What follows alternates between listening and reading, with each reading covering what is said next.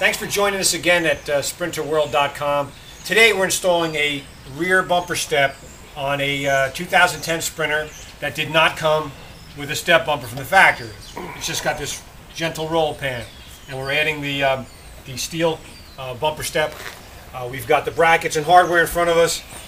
We make this bumper step for all year Sprinters. From 2007 to current model 2010, it's this particular step, which is a little over 54, 55 inches long. The older Sprinter's got a slightly longer one. It's a little over 60 inches long. But the brackets are the same, the hardware is the same, and the tools that we use to install it are the same.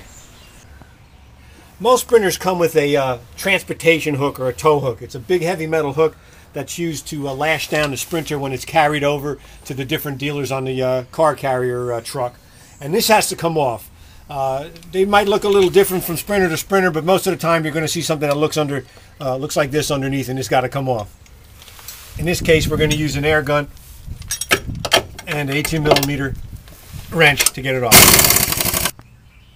Okay, we got the brackets, the main brackets that hold the bumper step on, and we're only going to install these loosely with one bolt right now.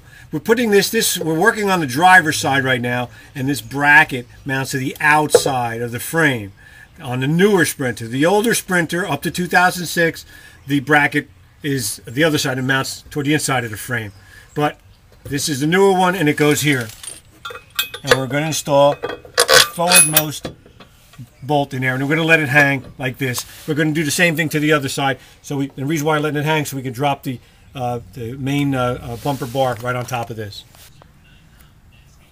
On the passenger side, the exhaust pipe is touching the bracket we just installed loosely.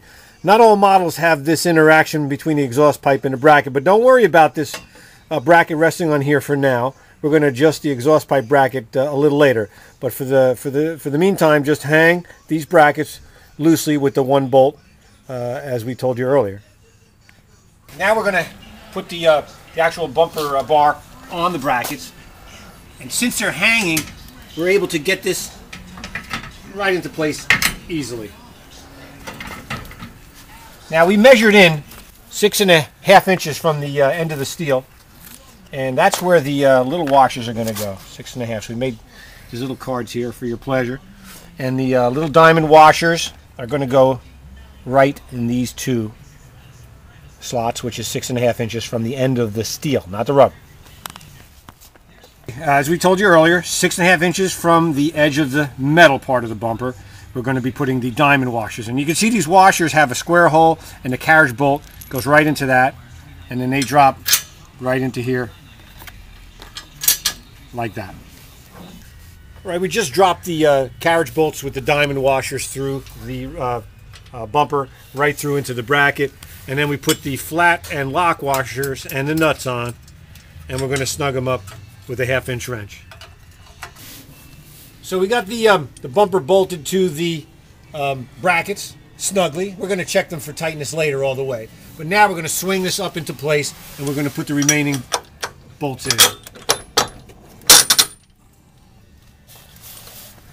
The two on this side.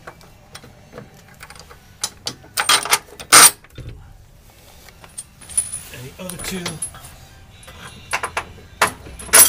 on this side. And we put the nuts and the washers on. Okay, so we're tightening up the brackets, and we're finished tightening everything using an air impact gun in this case, but you can use a hand ratchet. We got a 3/4 inch socket and a 3/4 inch wrench, and we're going to tighten everything down into place.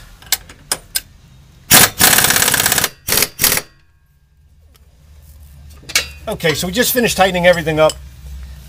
While we were tightening, we had a helper checking from the back to make sure that the bumper was straight. If it's off by a little bit, you can loosen. There's enough play to get this thing straight if you just loosen the bolts and then retighten them once everything is straight.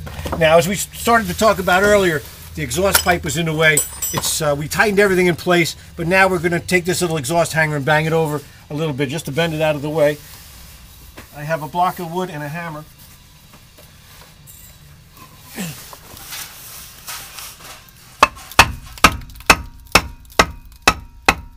So we just bent this little exhaust tab over so that the pipe wouldn't rattle against the bracket. It's very easy to do it. We did it with a block of wood and a hammer. And the reason why I used a block of wood because it's a little bit more sensible and gentle on the bracket and doesn't crack the paint. But now we got everything running just like it should. We got a little bit of a clearance in case he hits a bumps and shakes. It's not going to hit the bracket. Now you're not going to find this interference on all sprinters.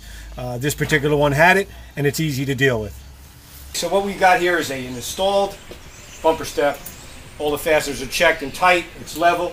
And it gives us a drop of 9 inches off the bed of the truck. Big help for people who are having a hard time getting in and out. In fact, on this one, we even added a rear handle. You can add 2. We added 1 here to get in and out very easily. It's easy to get in and out when you're carrying packages. And the surface is an aggressive galvanized material that lets ice and snow drip right through. We added the reflective tape on the back, as well as, of course, the rubber end caps, which are easy on the knees when you bump into the edge of the bumper. So that's it. Easy to install, priced reasonably. Thank you very much for visiting us at sprinterworld.com.